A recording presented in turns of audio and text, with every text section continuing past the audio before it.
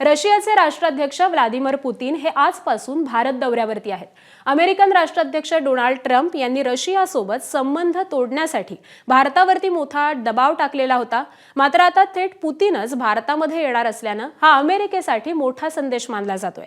23व्या Bharat Russia वार्षिक शिखर परिषदेनिमित्त हा दौरा आहे।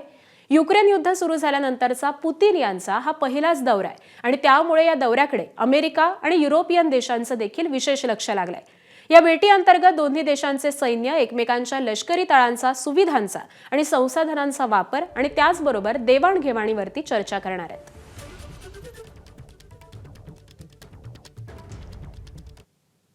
तर रशियाचे राष्ट्राध्यक्ष व्लादिमीर पुतीन यांच्यासह रशियाचे संरक्षण मंत्री तसंच आणखी 7 कॅबिनेट मंत्री हे भारत दौऱ्यावरती येणार आहेत। तसंच पुतीन यांच्या शिष्टमंडळामध्ये रशियाच्या शस्त्रास्त्र निर्यातीची जबाबदारी सांभाळणारी कंपनी, अधिकारी आणि रशियन सेंट्रल बँकेचे गव्हर्नर देखील भारतामध्ये येणार आहेत। पुतीन यांच्या या दौऱ्यादरम्यान सरकार अंतर्गत 10 आणि 15 व्यावसायिक करारांवरती स्वाक्षरी होणार असल्याचं देखील सांगितलं जात आहे। तर रशियाचे अध्यक्ष पुतीन यांचा हा दौरा भारतासाठी का महत्त्वाचा आहे, आपण ग्राफिक्सच्या माध्यमातून जाणून घेऊयात। S-400 क्षेपणास्त्र प्रणालीच्या अतिरिक्त खरेदीवरती निर्णय होणार आहे। संरक्षण सहकार्य आणि तंत्रज्ञान हस्तांतरणावरतीही चर्चा होणार आहे। त्याबरोबरच दोन्ही देशांमधील द्विपक्षीय व्यापार वाढवण्यावरती भर दिला जाणार आहे।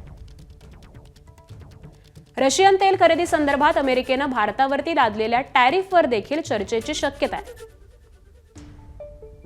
रशिया युक्रेन संघर्ष आणि जागतिक भूराजकीय परिस्थितीवरती चर्चा होणार आहे आणि त्यामुळेच पुतीन यांचा हा दौरा अत्यंत महत्त्वाचा असणार आहे।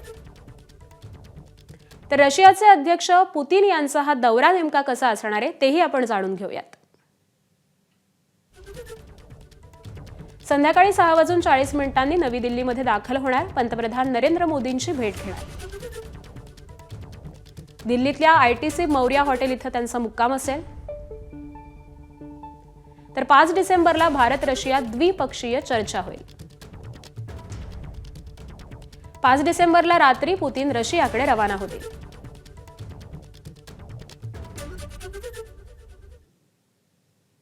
युक्रेन युद्धाबाबत अमेरिकेचे राष्ट्राध्यक्ष ट्रम्प यांनी एक मोठं वक्तव्य केलेलं आहे।